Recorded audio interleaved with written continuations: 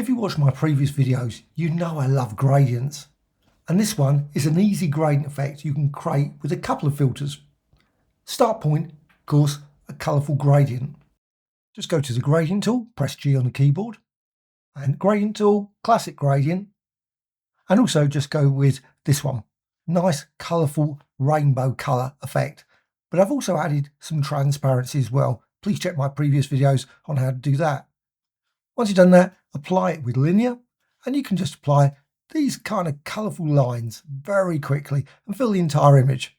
Now, of course, you could use other things as well. Don't have to use just gradients, but it's a great way of filling the screen with a lot of colour super quick.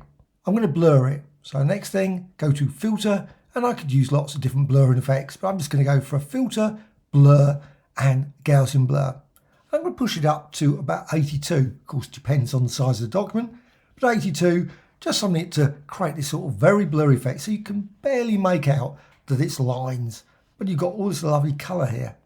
Then click OK, and then go to filter, and then down here to distort and wave. One of my favourite filters, and this one, well, you can see you can push it to the extreme, and I like pushing things to the extreme. Number of generators, 999. Unfortunately, can't go to 2000 or 3000. Be really nice if it could. Wavelength, I put it down to 10, 1 to 10. Fairly low.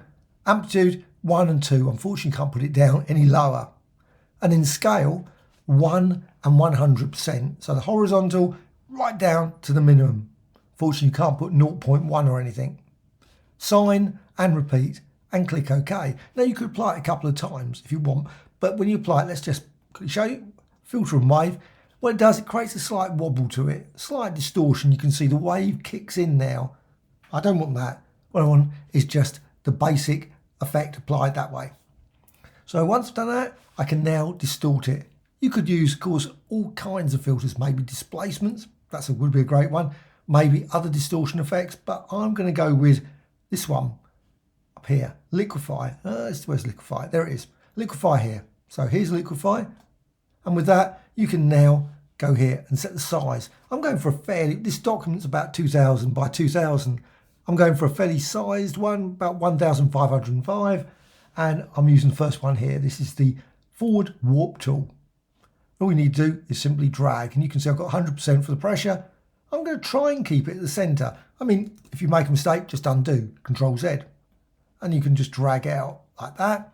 And then go over the other side and do exactly the same, just drag it out. Unfortunately, there's no symmetrical features or mirror features. That would be brilliant in Liquefy, unless there is. I don't think there is, no. I'm quite certain there's no symmetrical features, but you can see you can drag this out and drag this out. Again, if it was symmetrical, even better. I'm just going to keep this completely unchanged, and also down here, completely unchanged as well. And then click OK.